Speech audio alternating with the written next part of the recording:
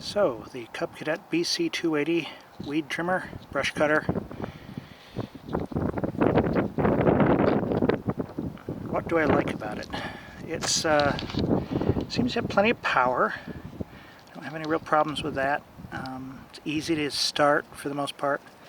Had a little trouble the first time I got it, but you know, that's a new engine. Quick and easy access to the throttle, on-off switch all right there at your fingertips, whether you're a lefty or a righty. Got a nice handle. I like the breakaway section, and you swap in the weed trimming attachment without any problem. It is a little weak, I've noticed, and maybe it's because I'm cutting heavier pieces, but in here the metal of the tube has actually started to flex. Probably because this wasn't as tight as it should have been when I first got it, and I didn't think to check it before I started using it. So, I mean, that's on the attachment side, not the actual engine side, so I'm sure I can replace it if I have to. But the aluminum they used, it just doesn't seem quite strong enough to handle the torque. And that little push button here, that'll get jammed, and that's not fun. The only other thing I don't really like, I don't like the blade. This four-pronged thing, it's great for thick grasses or you know, little stubby wood things, but you try to cut anything of substance with it and it just flakes right out on you. I've sharpened it once already. I'm going to have to sharpen it again.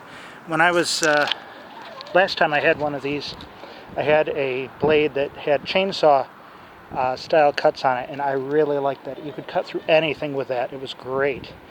You might have to give it a couple tries, but it was really good. So hopefully I can get one of those for this and really make the most of the power that the engine has. Other than that, it's Cub Cadet. It's a good brand. I think I'm going to enjoy it. And even if I break it, I got the replacement plan, so I'm set. So this is a 2-cycle engine, and it's fairly nice. Got a lot of power to it. My number one rule with these is always wear hearing protection when you're using it, because the engine and the exhaust is going to be right behind one ear or the other as you're working, so you've got to wear the ear protection. So it's pretty straightforward startup. Prime it, they say 10 times. This particular engine calls for a 40-to-1 oil to gas to oil ratio. I'm using 50-to-1. Actually, I'm just using whatever my universal synthetic oil says to use, which I think is a 50-to-1. But it claims to be good for pretty much any mix you need. It's worked well so far. So you've got to keep the throttle on. You've got a 3-stage choke here, so it says start at 1. Pull it a few times, switch to 2.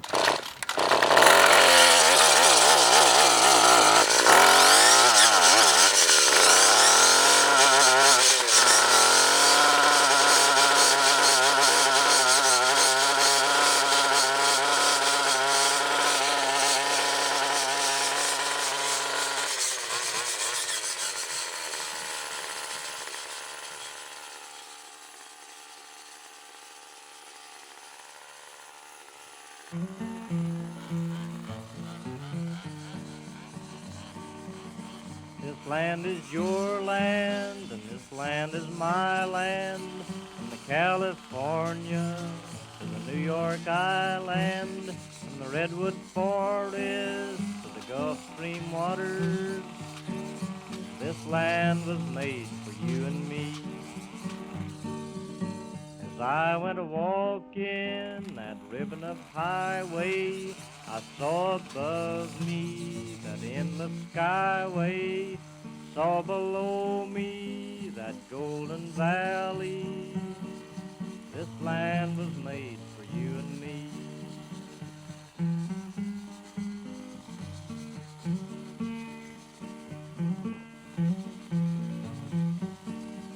I roamed and rambled, and I followed my footsteps to the sparkling sands of her diamond deserts.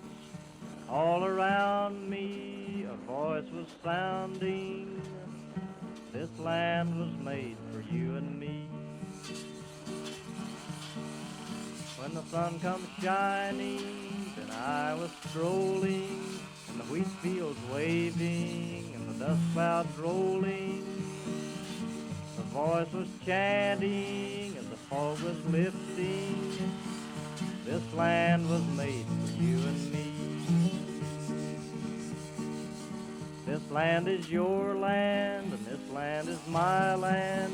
From California to the New York Island, from redwood forest to the Gulf Stream waters, this land was made for you and me.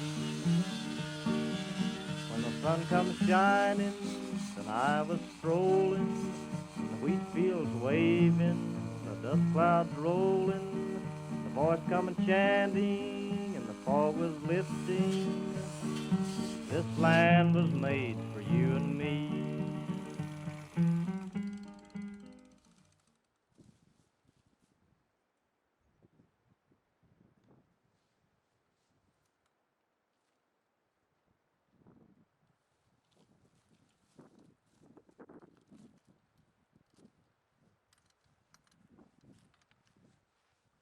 That is annoying.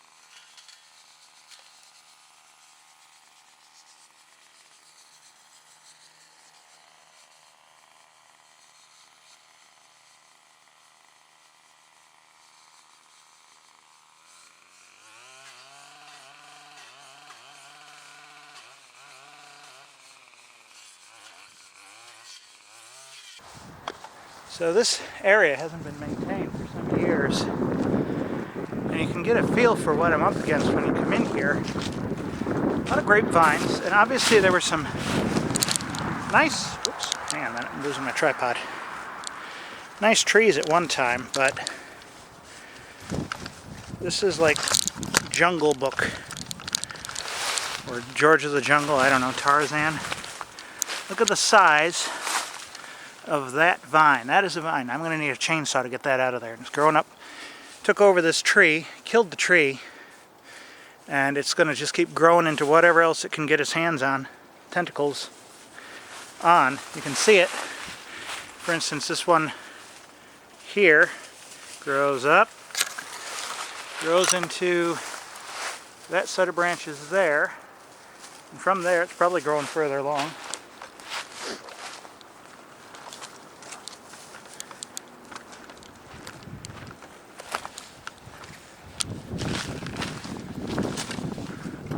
Over here, I cut this one already. This one's not as big. Cut that one out, and it's growing up and away into the tree. And this tree here probably hasn't got a chance no matter what. Looks to be pretty much dead all around.